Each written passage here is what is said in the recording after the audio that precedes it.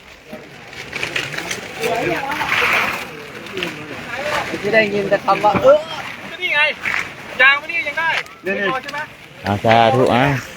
ตอนนี้สก่อนเนาะเจริญพร ลงมาฆ่าทายครอบนั่นเลยขนาดในการมาฆ่าทาย โอ้โหนี่ก็โหดร้ายเกิน